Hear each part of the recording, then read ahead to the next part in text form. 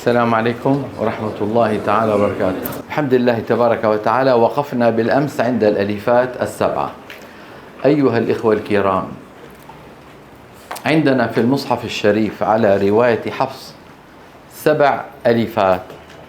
7 ألفات إذا وقفنا عليها نطقناها، وإذا وصلنا تسقط. بس صعبة. أولها الضمير أنا،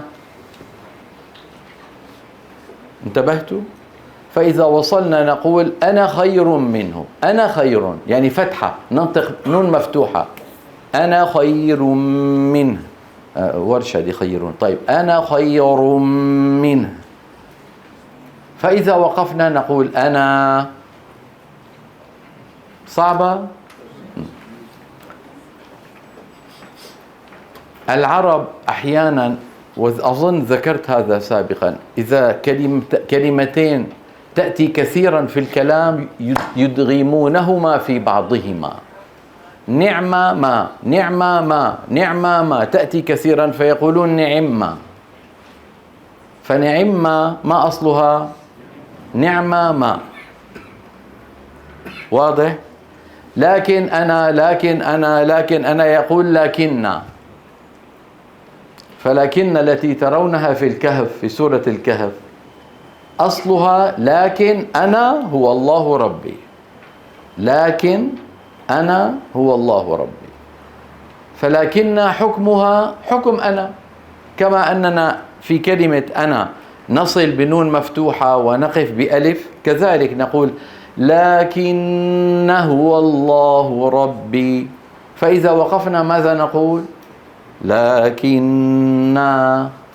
صعبة. عندنا 3 كلمات في سورة الأحزاب: الظنون، الرسول، السبيل.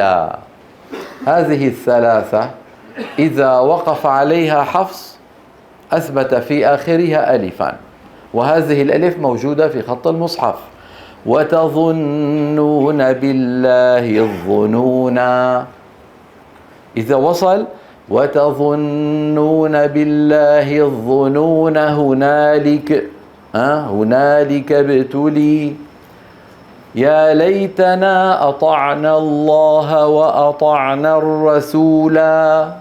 لا، فننطق إيش عند الوقف؟ ألف. فإذا وصلنا نقول وأطعنا الرسول وقالوا فأضلونا السبيل. إذا وقفنا ننطق ألف. إذا وصلنا فأضلونا السبيل ربنا آتهم. إذن هذه الكلمات ال3 أين هي؟ في سورة الأحزاب. وأنا ولكننا كم صاروا؟ 5. كم بقي؟ 2. ما هي التي بقيت؟ كلاهما في سورة الإنسان.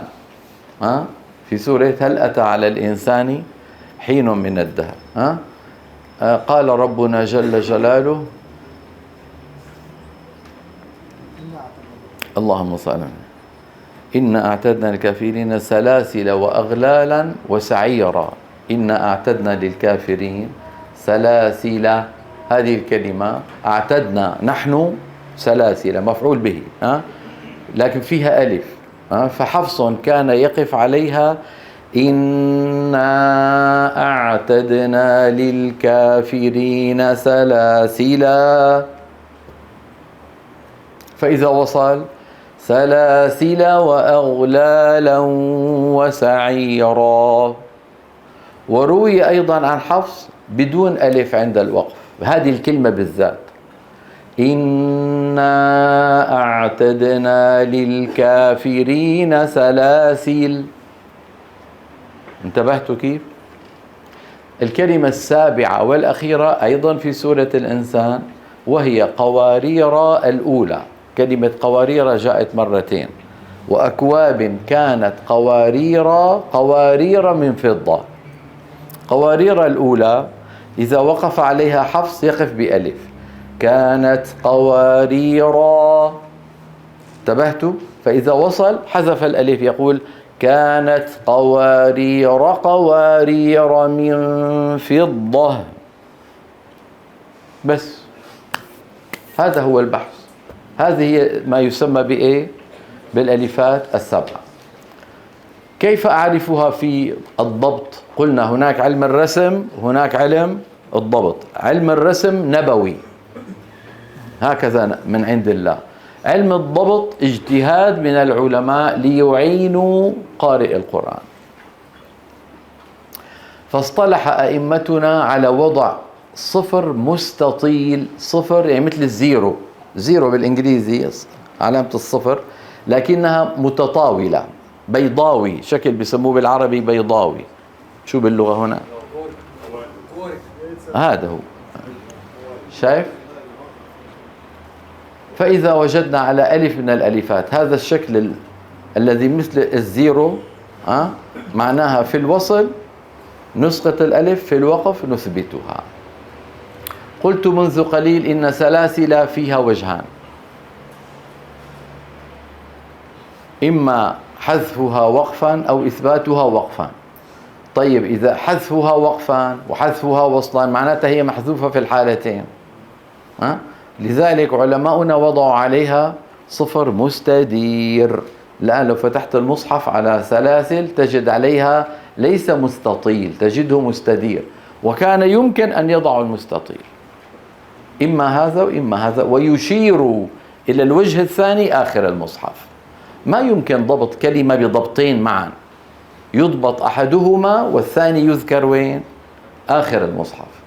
انتبهتم؟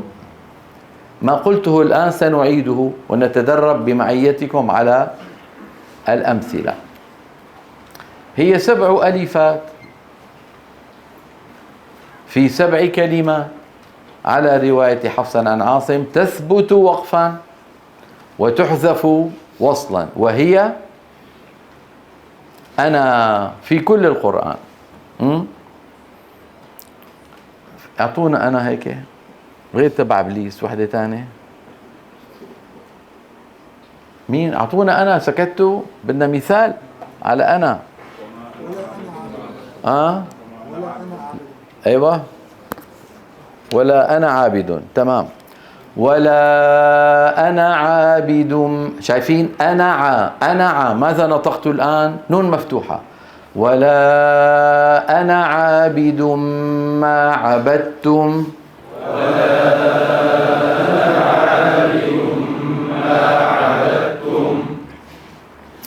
ولا أنا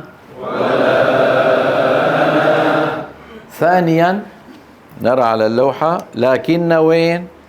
في سورة الكهف. لكن هو الله ربي.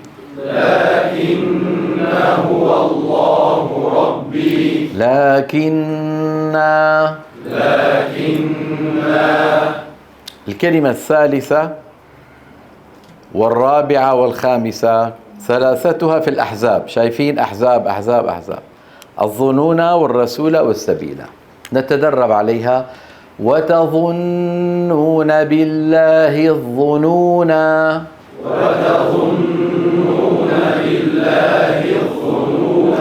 وتظنون بالله الظنون هنالك ابتلي المؤمنون. وتظنون بالله الظنون هنالك ابتلي المؤمنون. وأطعنا الرسول. وأطعنا الرسول وقالوا فأضلون السبيل. فأضلون السبيل ربنا آتهم.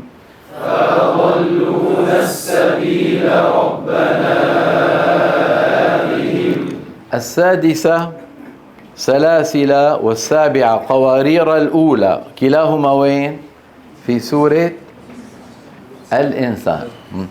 إنا أعتدنا للكافرين سلاسلا. إنا أعتدنا إنا أعتدنا للكافرين سلاسل.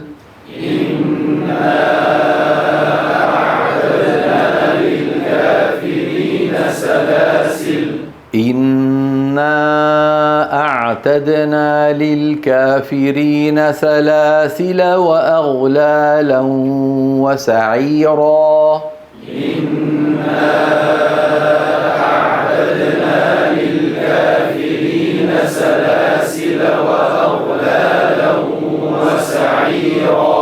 هذه قلت لكم فيها وجهان عند الوقف.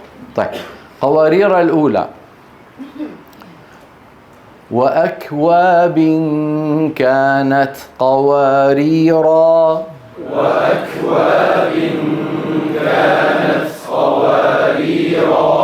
وأكواب كانت قوارير قوارير من فضة.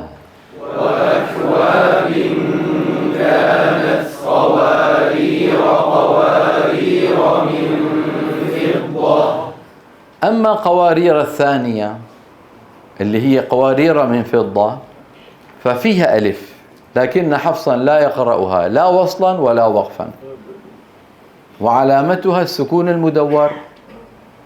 علامتها إيه؟ انظروا في المصحف تجدون قوارير الأولى عليها صفر مستطيل، قوارير الثانية عليها صفر مستدير.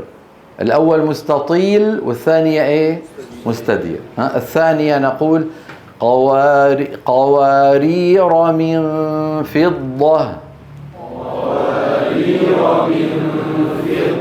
قوارير. نعم، نرى على اللوحة ويصح فيها من هي سلاسل، يعني رقم واحد هنا رقم واحد. ويصح فيها أيضا حذف ألفها وقفا فيوقف عليها سلاسل كما فعلنا. وحيث إنه لا يمكن ضبط الحرف بضبطين في آن واحد، فقد وضع علماؤنا علماء الضبط على ألفها السكون المدور علامة على حذف ألفها وصلا ووقفا، وأشاروا إلى وجه إثبات ألفها وقفا فين؟ في التنبيهات آخر المصحف. أما قوارير الثانية اللي هي الآية 16 من السورة نفسها، يعني سورة الدهر أو سورة الإنسان، بيقولوا الدهر بيقولوا الإنسان، فألفها محذوفة وصلا ووقفا، لذلك عليها السكون الإيه؟ المدور. واضح؟ نرى على اللوحة فائدة للدلالة على حذف الألف وصلا وثبوتها وقفا، فقد وضع علماء الضبط فوقها دائرة مستطيلة مفرغة الوسط هكذا. شايفين شكلها؟ نحو أنا لكن الظنون. افتحوا المصحف تجدون هذا. بس هذه هي الألفات السبعة. واضح؟ همزة الوصل من طريقة العرب في الكلام لا يبدأون بحرف ساكن. في لغات أخرى كثيرة يبدأون بساكن عادي، مثلا بيقول لك ستراسبورغ مثلا، مدينة بأوروبا بفرنسا، ستراسبورغ، فيبدأون بإيه؟ وأظن بالروسي موجودة كثير يبدأون بالساكن، لكن العرب ما كانوا يبدأون بساكن. فإذا وجدت كلمة في كلامهم أولها سكون ينطقون قبلها همزة، قد تكون هذه الهمزة مفتوحة أو مضمومة أو مكسورة بحسب قواعد ستأتي معنا.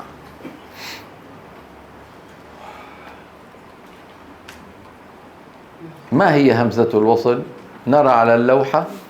هي همزة يؤتى بها للتمكن من البدء بالساكن، تثبت في بدء الكلام.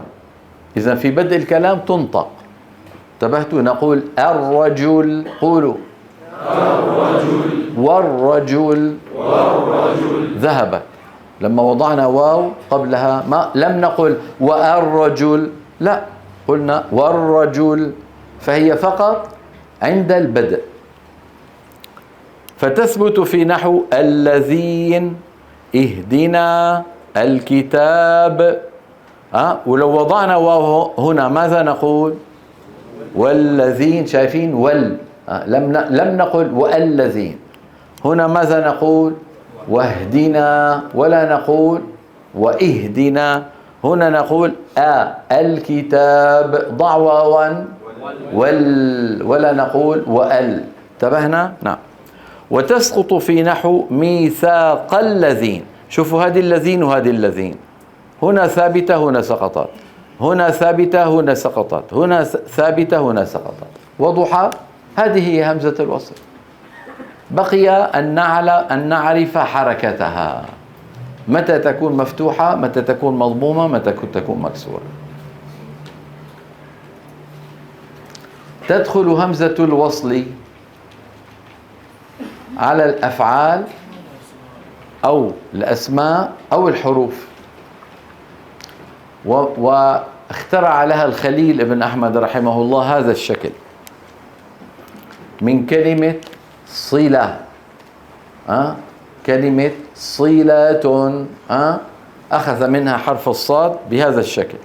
لذلك لو فتحتم أي مصحف تجدون فوق همزة الوصل تجدون هذا الشكل. ما أصله؟ صلة، يعني بمعنى ليست همزة قطع. انتبهتوا؟ نعم. إذا تدخل على الأفعال أو الأسماء أو الحروف. سنبدأ بالأفعال. حركة همزة الوصل عند البدء بالفعل. خليكم معي. حركة همزة الوصل في الأفعال تتناسب مع الحرف الثالث. إذا الحرف الثالث مضموم نضم الهمزة. انتبهتوا؟ إذا الحرف الثالث مفتوح أو مكسور نكسر.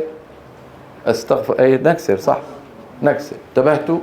يعني مثلا ادع إلى سبيل ربك. أدعو، العين ما حركتها؟ الضم. فنبدأ بالهمزة نقول أدعو، ولا نقول أدعو، ولا نقول ادعو. انتبهتوا؟ أسكن أنت وزوجك الجنة. أسكن، الكاف مضمومة وهي الحرف الثالث، فنضم الهمزة. ماذا نقول؟ أسكن. طيب. اذهب أنت وأخوك بآياتي ولا تنيا في ذكري. اذهب، بدأنا فيها مكسورة. ليه؟ لأنه الحرف الثالث مفتوح. ها فنكسر، ولا نقول أذهب ولا نقول أذهب. انتبهتوا؟ كذلك إن كان الثالث مكسور. أعطونا مثال. امشي مثلا. اضرب بعصاك. بارك الله فيك. اضرب بعصاك. اضرب. اضري، الحرف الثالث الراء مكسور. ماذا نفعل بالهمزة؟ نكسر. اضرب، ولا نقول أضرب ولا نقول أضرب. نعيد. في الأفعال إن كان الثالث مضموم نضم الهمزة، الثالث مفتوح أو مكسور نكسر بس. قال إمامنا الجزري: وابدأ بهمز الوصل من فعل بضم إن كان ثالث من الفعل يضم، واكسره يعني همز الوصل حال الفتح والكسر يعني في الحرف الثالث. ما هذه هي هذه الأفعال. نرى على اللوحة: تضم همزة الوصل عند البدء بالفعل إن كان الحرف الثالث منه مضموما ضما لازما. أيوة، ضما لازما. هي حتلزمنا، ستلزمنا هذه الكلمة بعد قليل. نحو اركض، ادع، اجتثت، انظر. بخلاف نحو امشوا. أيوة، امشوا أيها الإخوة. لو كان أريد أن آمر شخصا واحدا بالمشي ماذا أقول له؟ امشي. ليه؟ لأنه الشين مكسورة. امشي، أليس كذلك؟ طيب، وإذا وضعت واو الجماعة صارت امشوا. امشوا، ما أحد يقول امشوا. فالعرب يضمون الشين لمجانسة الواو، فيقولون امشوا وتبقى الهمزة مكسورة، تبقى الهمزة، ما نقول امشوا. عرفت؟ وهذه تقريبا 5 أفعال جمعتها لكم، ستأتي في إحدى اللوحات. عرفتوا كيف؟ ما في غيرهم في القرآن. فلا يغرنكم الضمة التي على الشين، هذه الضمة لمجانسة الواو، وإلا فالشين مكسورة. كيف عرفنا؟ المفرد، المفرد تأمر المفرد بالمشي، ماذا تقول؟ امشي يا فلان، ما تقول امشوا. تمام؟ بخلاف نحو امشوا فإن ضم الثالث منه عارض، لأن الأمر من مفرده امشي، مفرده يعني الفعل المفرد، وإنما ضمت الشين في جمعه ليه؟ لمجانسة الواو. ومثله بقية الأفعال المماثلة، نحو ابنوا، عندك بالكهف ابنوا عليهم بنيانا ربهم أعلم بهم. ما هو الأمر من البناء؟ ابني، ابني يا فلان بناء. فهي أصلها هذه ابنوا، لا، لمجانسة الواو ماذا قالوا؟ ابنوا، وتبقى الهمزة مكسورة. اقضوا، ما الأمر من قضى يقضي؟ اقضي، اقضي يا فلان. وضع واو الجماعة بتصير اقضوا، ثقيلة. اقضوا، فتضم الضاد لمجانسة الواو، وتبقى همزة الوصل ايه؟ وتبقى همزة الوصل نعسانة، قصدي مكسورة. أنا نظرت إليكم فشعرت بالنعاس.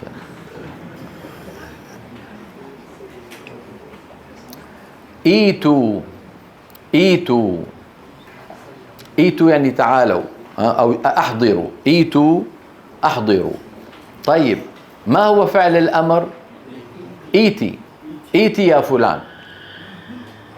ايتوا، هاي واو الجماعة، نضم التاء للمجانسة فتصير ايتوا، وتبقى همزة الوصل سورة. طيب، نرى على اللوحة تكسر همزة الوصل.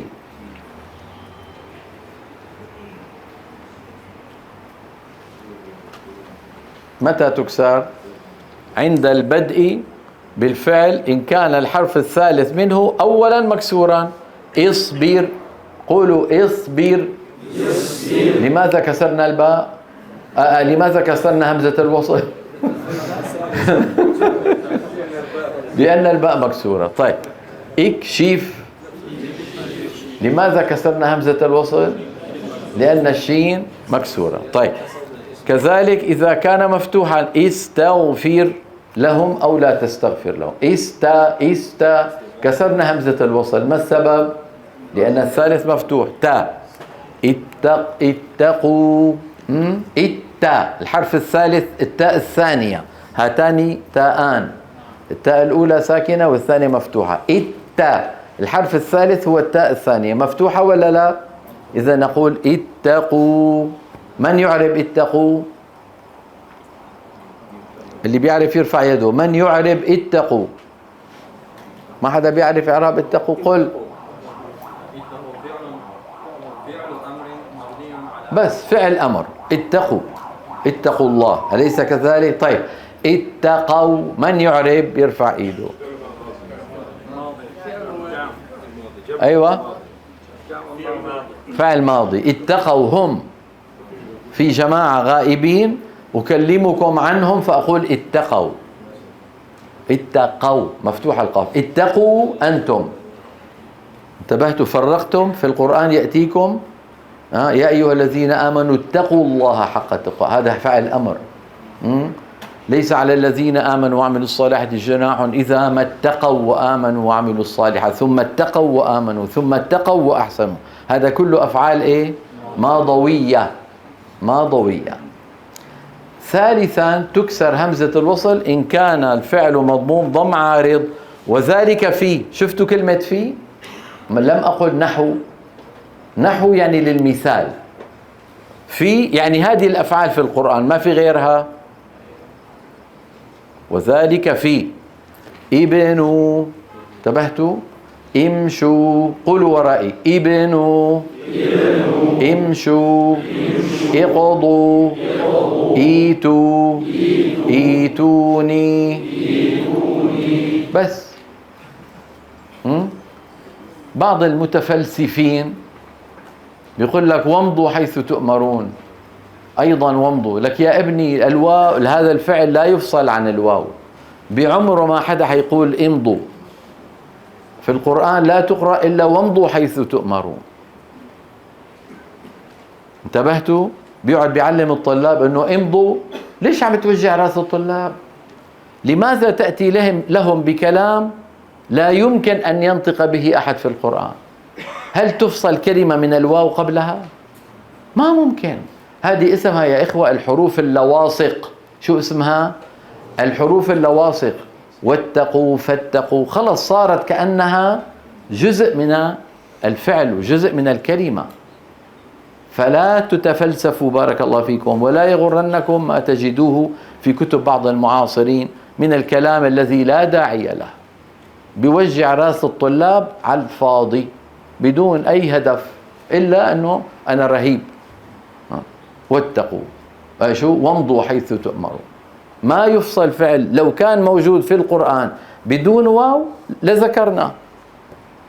وضح؟ نعم. إذن هاي الخلاصة. إن كان الحرف الثالث مضموم نضم همزة الوصل، إن كان ثالث فعل مضموم ضم لازم، بس نكسر همزة الوصل إن كان ثالث الفاعل يا إما مكسور يا إما مفتوح يا إما مضموم ضم عارض. بس خير الكلام ما قل ودل. خير الكلام ما قل ودل. دائما عودوا أنفسكم على الكلام القليل، وعودوا أفواهكم على عبارات العلماء. لا تأتوا بعبارات من عند أنفسكم. نصيحة، نحن ضعاف بالنسبة للعلماء الذين قبلنا. صياغتنا ليست دقيقة، صياغة العلماء دقيقة. انتبهتم؟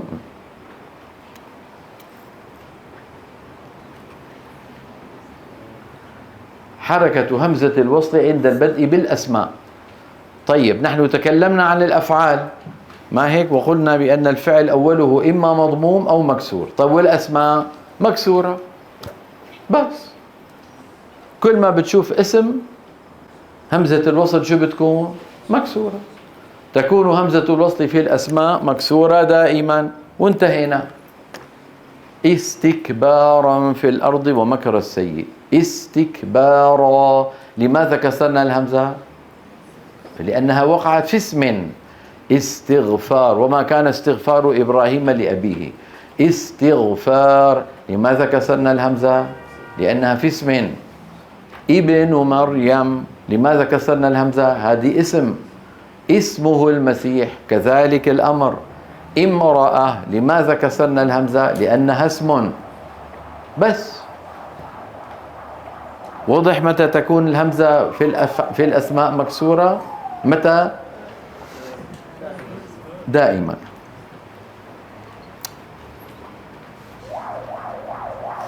دخول همزة الوصل على الحروف. الحروف يعني مثل من، عن، إلى، ف، وأشياء التعريف. همزة الوصل لا تدخل إلا على حرف واحد وهو لام التعريف بس. الكتاب. الكتاب ما بصير الكتاب. العرب لا تبدأ بساكن فيأتون بهمزة. شو بيقولوا؟ الكتاب، القرآن، المسجد. فهذه الهمزة مفتوحة وبس. إذن همزة الوصل في الأسماء مكسورة. همزة الوصل في لام التعريف مفتوحة. همزة الوصل في الأفعال مضمومة إن كان الثالث مضموم ضم لازم، مكسورة فيما عدا ذلك بس. دخول همزة الوصل على الحروف. تدخل همزة الوصل على حرف واحد بس هو لام التعريف، وتكون مفتوحة دائما. نحو الأرض، الكتاب، الله جل جلاله. واضح؟ في كلمة عجيبة غريبة في اللغة العربية ما أعلم لها ثانيا، هي كلمة امرؤ. يعني نحن نعلم أن حرف الإعراب أين يكون؟ على الحرف الأخير، حرف الإعراب. الكتاب، الكتابة، الكتابي، الرجل، الرجل، الرجل، أليس كذلك؟ لكن كلمة امرؤ عجيبة، يعني إذا كان مرفوعة الهمزة، مرفوعة الهمزة، الراء تكون مضمومة. إذا الهمزة مفتوحة تكون الراء مفتوحة. إذا الهمزة مكسورة تكون الراء مكسورة. بس ما في غير هذه الكلمة، يعني أحببت أن أنبهكم عليها، وموجودة في القرآن بأحوالها الثلاثة. تتبع الراء حركة ما بعدها، أي حركة الإعراب في هذه الكلمة فقط، ما في غيرها في القرآن. ويبدأ بهمزتها مكسورة دائما. امرؤ، ليش نبدأ بها مكسورة؟ لأنه اسم، لأنه اسم. لكن شوف، انظروا إلى الراء، شوفوا العجب. امرأة سوء، ما كان أبوك امرأة، فالهمزة إيش؟ مفتوحة. شو صار بالراء؟ فتحت. طيب هنا إنم رؤ أن، الهمزة مضمومة، شو صار بالراء؟ ضمت. لكل امرئ، الهمزة إيه؟ مكسورة، شو صار بالراء؟ كسرت. عجيبة غريبة، ما في غيرها باللغة العربية، احفظوها. هل ينبني عليه شيء؟ لا ينبني، بس يعني للعلم بالشيء. وضح. بهذا نكون قد أنهينا الكلام على همزة الوصل. بقي لا والله، بقي لوحة فائدة. علامة همزة الوصل في ضبط المصحف وضع رأس صاد صغيرة هكذا، شايفين شكلها؟ فوق الألف، أخذت من أول كلمة صلة هكذا. شفتوا الصاد الصغيرة وين؟ فوق الألف. معناها أن هذه الهمزة همزة إيه؟ وصل. انتهى مبحث همزة الوصل، ونأخذ استراحة لنتكلم بعد الاستراحة عن مين؟ عن همزة القطع. همزة القطع،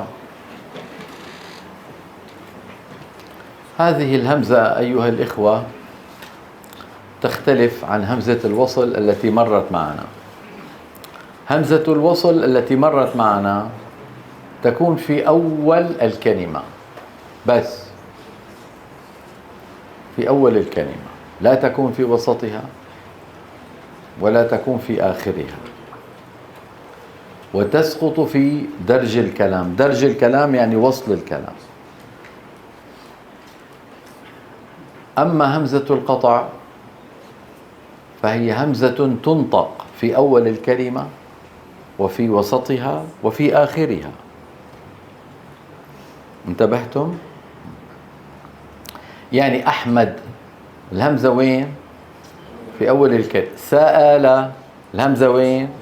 في وسط الكلمة. شيء في آخر الكلمة. على ذكر شيء، يعني كثير من إخواننا يخطئون في كتابة كلمة شيء، يكتبون شين ياء ثم يضعون ياء ثانية غير الياء الأولى ويضعون الهمزة فوقها. لا يا أخي، شيء تكتب شين ياء والهمزة تكون على السطر، الهمزة تكون على السطر. انتبهتوا؟ شيء شين ياء والهمزة على السطر، لا تكتب شين ياء ياء والياء الثانية همزة فوقها، ليست فوقها، على السطر. طيب متى تكون الهمزة على الياء؟ إن لم يكن قبلها ياء، مثل فعل الأمر من جاء. أقول لك جئ به، جئ به فعل الأمر، يعني أحضره، فنكتب جيم ياء والهمزة وين؟ فوق الياء، لأنه جئ قبل الهمزة في جيم ما في ياء. لكن شيء قبل الهمزة في ياء. انتبهتم؟ السيء كيف تكتب؟ السي وياء عليها شدة والهمزة على السطر. انتبهتم؟ همزة القطع نرى على اللوحة. هي الهمزة التي تنطق إيه في بدء الكلام ووصله ووقفه دائما. يعني نحو هذا السطر الأول، الهمزة وين موجودة؟ في أول الكلمة. أتى، أوتوا، إن، هنا موجودة في وسط الكلمة. فأراد، يؤمنون، بإذنه، الأمور. وهنا السطر الثالث والأخير الهمزة وين موجودة؟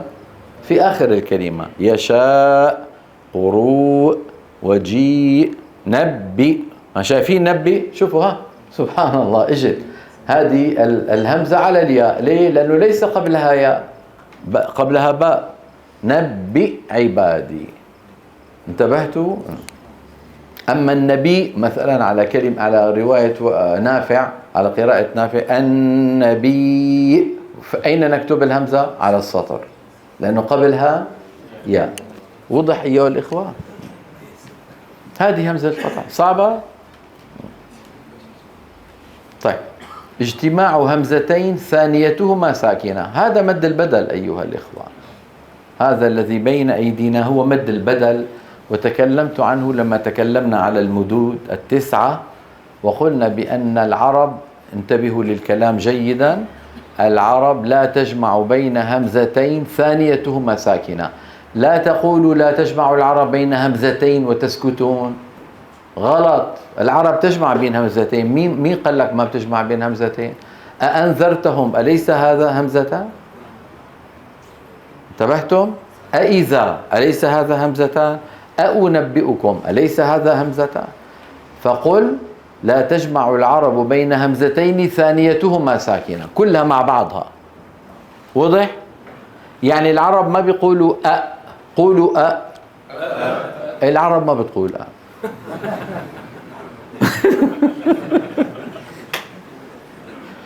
قولوا كمان العرب ما بيقولوا قولوا ما بيقولوها العرب. بيقولوا بدلا منها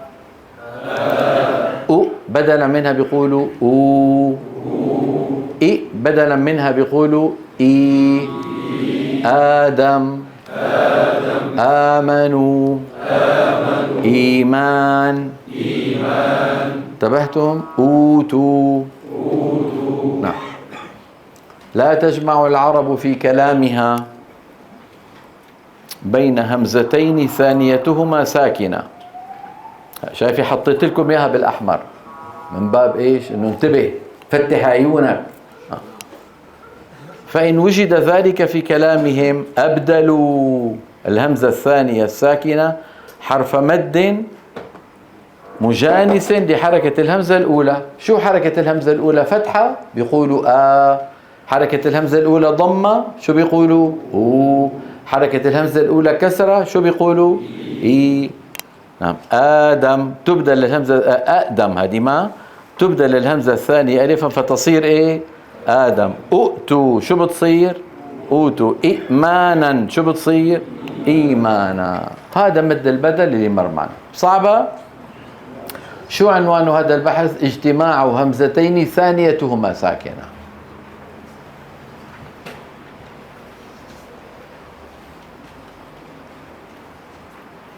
ايش هذا؟ ايوه، دخول همزة الوصل على همزة قطع ساكنة.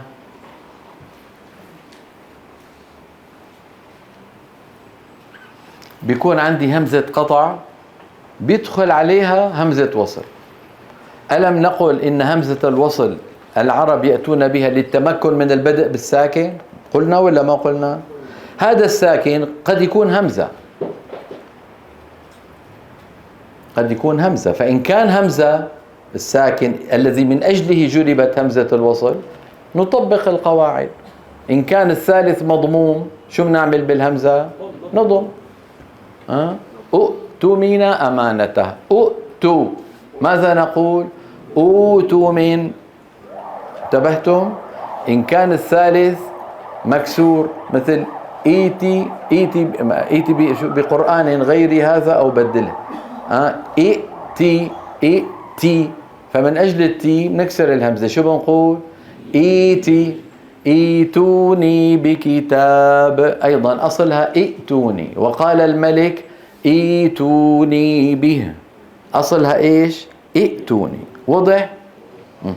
نرى على اللوحة إذا دخلت همزة الوصل على همزة قطع ساكنة فإننا عند البدء نبدل همزة القطع الساكنة حرف مد مجانس لحركة همزة الوصل. مجانس، شايفين؟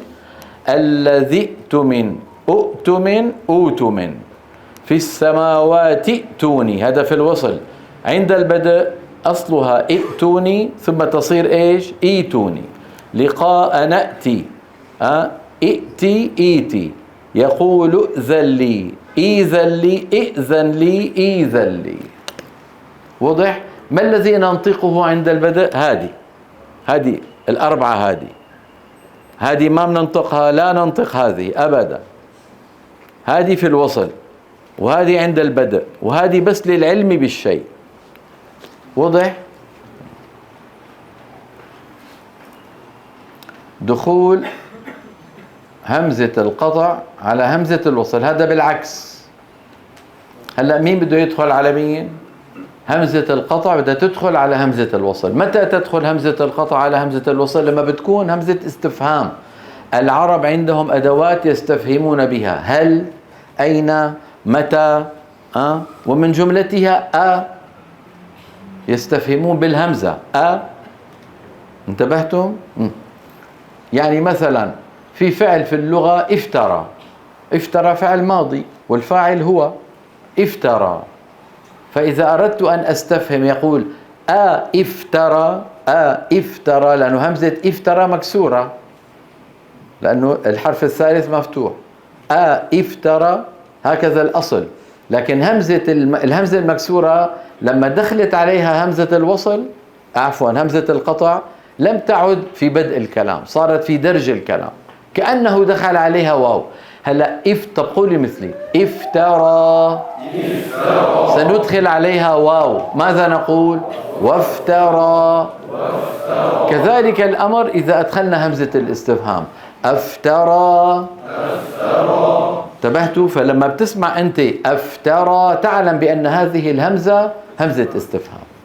لو كانت من أصل الفعل لازم تكون افترى. انتبهتوا؟ اطلع، يطلع، اطلع هو همزة وصل، حط واو واطلع. طيب إذا دخلت همزة الاستفهام اطلع، تسقط الإي، ماذا تصير؟ اطلع الغيب أم اتخذ عند الرحمن عهدا. استكبرت يا فلان، استكبرت أنت، أدخل عليها واو واستكبرت. طيب بدل الواو أدخل همزة الاستفهام، استكبرت، تسقط همزة الوصل، شو بتصير؟ استكبرت. انتبهتوا؟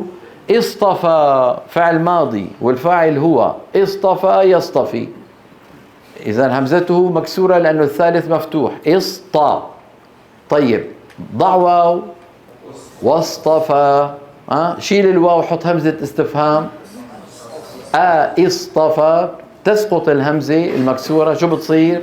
اصطفى البنات على البنين. فلما نرى في القرآن افترى، اطلع، استكبرت، اصطفى، نعلم بأن هذه الهمزات ايش؟ همزات استفهام وليست من أصل الفعل. لو كانت من أصل الفعل ستكون مكسورة، افترى، اطلع، استكبرت، اصطفى. وضح؟ نعم. نرى على اللوحة إذا دخلت همزة الاستفهام على همزة الوصل في فعل تسقط همزة الوصل خطا ولفظا، تسقط خطا وتسقط لفظا. شايفين؟ زائد افترى، ماذا تحدث؟ ماذا تصير؟ افترى. زائد اطلع، ماذا تصبح؟ اطلع. زائد استكبرت، كيف تصبح؟ استكبرت. زائد اصطفى، كيف تصبح؟ اصطفى. وضح؟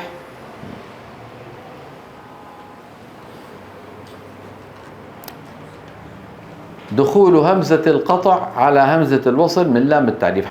أيها الإخوة الكرام، قلنا بأن همزة الوصل تثبت في بدء الكلام بس، وفي درج الكلام وفي وصل الكلام تسقط، أليس كذلك؟ هناك حالة واحدة يتيمة تبقى همزة الوصل في درج الكلام. ليه؟ في سبب.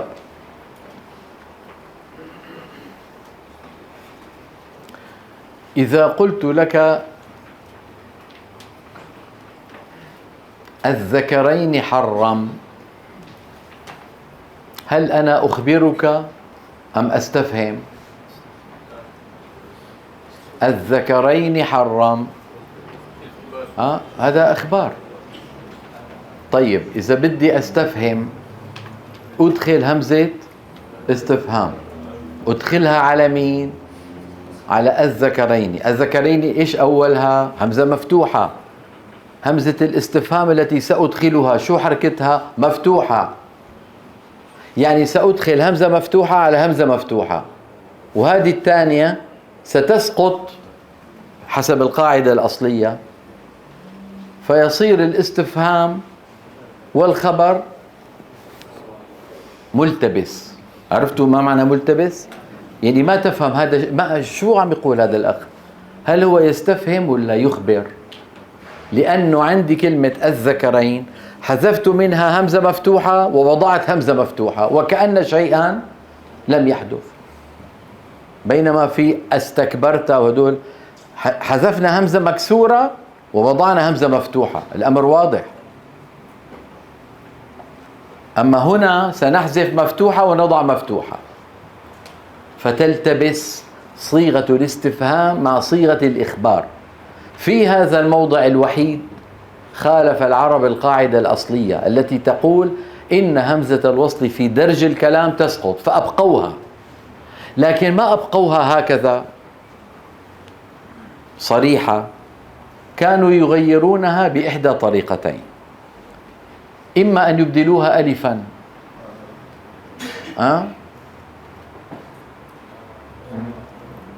قال ذلك الأعرابي ضمام بن ثعلب أظن: يا رسول الله إني سائلك فمشدد عليك المسألة فلا تجد في نفسك مني، يعني لا تغضب مني، أقسمت عليك كذا، الله أرسلك، الله، شايفين الله، الله أرسلك. فقال النبي صلى الله عليه وسلم: اللهم نعم، اللهم نعم، يعني نعم هو أرسلني. أقسمت عليك بربك ورب الأنبياء من قبلك، الله أمرك أن نصلي هذه الصلوات. شايفين كلمة الله؟ انتبهتوا؟ هذه الطريقة الأولى. الطريقة الثانية لا، يسهلونها كما شرحت لكم تسهيل الهمزة، مثل أعجمي، فيقولون إيه؟ الله أرسلك. فمن العرب من يقول الله أرسلك، ومنهم من يقول الله أرسلك. هذا صحيح وهذا صحيح، هذا مروي وهذا مروي. عرفتوا كيف؟ وعلى كلتا الحالتين هذا الصوت مبدل من همزة الوصل. انظروا إلى اللوحة، إذا دخلت همزة الاستفهام على همزة الوصل من لام التعريف فإن العرب تبقي همزة الوصل، شايفين؟ وتغيرها. إذن إبقاء وتغيير بالإبدال أو بالتسهيل، وذلك في، شايفين كلمة في؟ إذن هي للحصر. الذكرين، شايفين؟ الذكرين، هذه همزة مفتوحة وهذه همزة مفتوحة. لو حذفت الثانية لكان النطق الذكرين، مثله مثل قبل دخول الهمزة، فتلتبس صيغة الاستفهام بالإخبار. فيقولون طبعا لما نقول إيش بعدها؟ ذال مشددة، يعني ينشأ مد إيه؟ لازم كلمي مثقل. وضح؟ أو يسهلونها فيقولون الذكرين، وهذه علامة الهمزة المسهلة، الدائرة مطموسة الوسط فوق الألف. الذكرين. انتبهنا، سنتدرب عليهما معا. قل الذكرين حرم.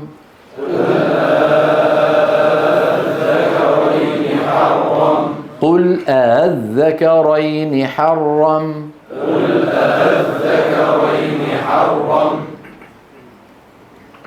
أيضا طبعا الذكرين جاءت مرتين في سورة إيش؟ الأنعام، بينما الآن جاءت مرتين في سورة يونس. الله جاءت مرتين، مرة في يونس ومرة وين؟ في النمل. قل الحمد لله وسلام على عباده الذين اصطفى. نعم. الفرق بين الذكرين وآل آن أن آل آن لامها ساكنة. شايفين السكون؟ ما في شدة. فمن حيث الاسم نقول لازم كلمة مخفف بس، لكن المفعول واحد 6 حركات. انتبهتوا؟ أما هذا لازم كلمة إيه؟ مثقل. الله هذا إيه؟ مثقل. بينما لام وحدة. فمن حيث الاسم إيش اسمه؟ مخفف. الآن ما عدا مثقل. نتدرب. الآن وقد. الآن وقد. الله خير. الله خير.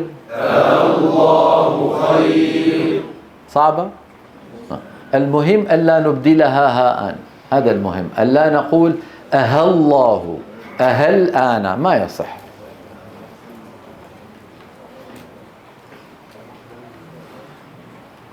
هذه مو موجودة بالقرآن، دخول همزة القطع على همزة الوصل في الأسماء.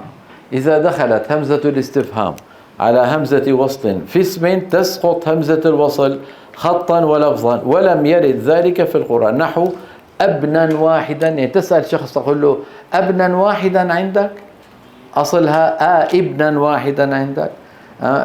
اسما، شو بتقول له؟ اسما، اسما واحدا لك مثلا. ما موجودة في القرآن، بس هذه من أجل تتمة البحث.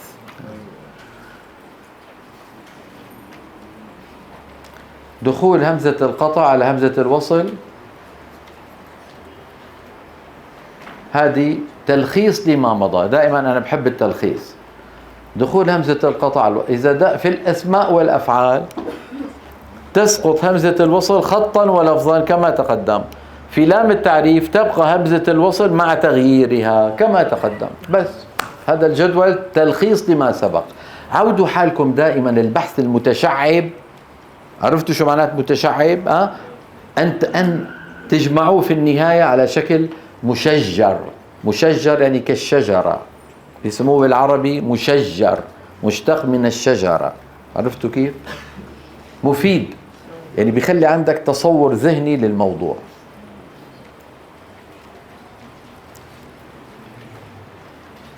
أوه ما شاء الله. كم ساعة؟ 7 إلى 3 دقائق. سنقرأ غدا إن شاء الله تعالى. هذا آخر واحد. سبحان الله. وفي بعده بعض الأشياء مشان حفظ القرآن وما حفظ القرآن. يعني شو بكرة؟ السبت. يمكن الأحد نخلص. يمكن الأحد نخلص. لكن لو خلصنا سنجتمع حتى نكمل جزء عامة. نكمل جزء عامة تطبيقا. يعني حتى نكون جمعنا في هذه الدورة بين النظري وبين التطبيقي. وحتى أثناء التطبيق أنا أذكركم ببعض القواعد. أنا أقول هذه مرت كذا، يعني وهكذا. هكذا العلم. عرفتوا؟ العلم هكذا يحيا بالمذاكرة. مراحل تطور كتابة وضبط المصحف الشريف. هذا البحث سيفيدكم جدا، وستطلعون من خلاله على أشياء صعب توصلوا لها، لا أقول غير موجودة، صعب توصلوا لها لأنها في كتب متخصصة. استخرجناها وجملناها ولوناها وقللناها ووضحناها، يعني طبخنا الطبخة وأنتم تأكلونها إن شاء الله صحة وهنا. غدا بحول الله نتكلم على مراحل تطور كتابة وضبط المصحف الشريف. أعوذ بالله من الشيطان الرجيم. أعوذ بالله من الشيطان الرجيم. إن للمتقين مفازا. إن للمتقين مفازا. حدائق وأعنابا. حدائق وأعنابا. وكواعب أترابا. وكواعب أترابا. وكأسا دهاقا. وكأسا دهاقا. لا يسمعون فيها لغوا ولا كذابا. لا يسمعون فيها لغوا ولا كذابا. جزاء من ربك عطاء حسابا. جزاء من ربك عطاء حسابا. رب السماوات والأرض وما بينهما الرحمن. رب السماوات والأرض وما بينهما الرحمن. لا يملكون منه خطابا. لا يملكون منه خطابا. يوم يقوم الروح والملائكة صفا لا يتكلمون. يوم يقوم الروح والملائكة صفا لا يتكلمون. ما عجبني هذا الوقف، استغفر الله. يوم يقوم الروح والملائكة صفا. يوم يقوم الروح والملائكة صفا. لا يتكلمون إلا من أذن له الرحمن وقال صوابا. لا يتكلمون إلا من أذن له الرحمن وقال صوابا. ذلك اليوم الحق. ذلك اليوم الحق. فمن شاء اتخذ إلى ربه مآبا. فمن شاء اتخذ إلى ربه مآبا. هي طويلة شوي، املأوا صدركم. إنا أنذرناكم عذابا قريبا يوم ينظر المرء ما قدمت يداه. إنا أنذرناكم عذابا قريبا يوم ينظر المرء ما قدمت يداه. يوم ينظر المرء ما قدمت يداه ويقول الكافر يا ليتني كنت ترابا. يوم ينظر المرء ما قدمت يداه ويقول الكافر يا ليتني كنت ترابا.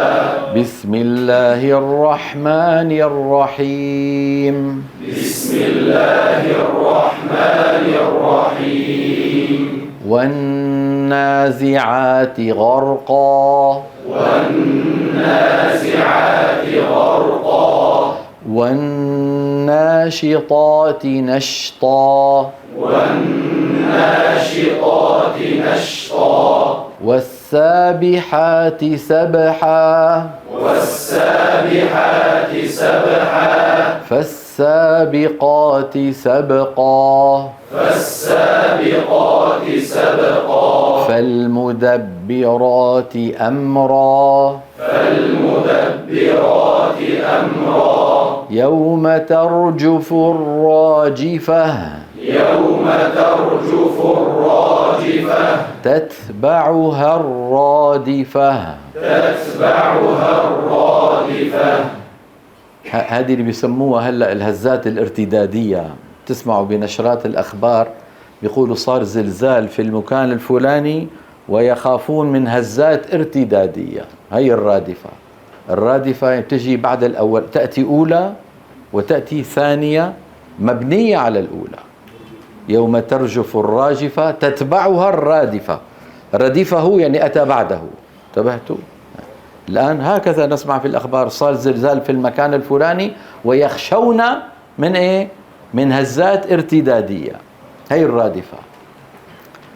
قلوب يومئذ واجفة قلوب يومئذ واجفة أبصارها خاشعة أبصارها خاشعة يقولون أئنا لمردودون في الحافرة يقولون أئنا لمردودون في الحافرة.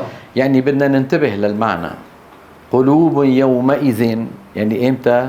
يوم القيامة. أطلق القلوب وأراد أصحاب القلوب. أطلق القلوب وأراد أصحاب القلوب. أبصارها خاشعة. خشعة يعني سكنة. خشعة شو معناها؟ أبصارهم يعني مو لا هيك، عيونهم إلى الأسفل. هذا أبصارها خاشعة من الرعبة من الخوف. ما يحرك بصره، يخشى أن يفعل هكذا. انتبهتوا كيف؟ هذا يوم القيامة. لكن هؤلاء اللي يوم القيامة هذا وضعهم الآن في الدنيا ماذا يقولون؟ يقولون أئنا لمردود. مو يوم القيامة. يوم القيامة كله بيقول تمام والله مزبوط. انتبهتوا؟ لقد جاءت رسل ربنا بالحق. ليش ما قلتها في الدنيا؟ فيقولون أئنا أي هنا في الدنيا. يقولون أئنا لمردودون في الحافرة يقولون أئنا لمردودون في الحافرة أإذا كنا عظاما نخرة أإذا كنا عظاما نخرة قالوا تلك إذا كرة خاسرة قالوا تلك إذا كرة خاسرة فإنما هي زجرة واحدة فإنما هي زجرة واحدة فإذا هم بالساهرة فإذا هم بالساهرة هل أتاك حديث موسى هل أتاك حديث موسى إذ ناداه ربه بالوادي المقدس طوى إذ ناداه ربه بالوادي المقدس طوى. صدق الله العظيم. غدا إن شاء الله تعالى نتابع مراحل تطور كتابة وضبط المصحف الشريف، وأيضا نتابع القراءة المنهجية هذه، ونتدرب حتى نجمع بين النظري والتطبيقي. سبحان ربك رب العزة عما يصفون وسلام على المرسلين، الحمد لله رب العالمين.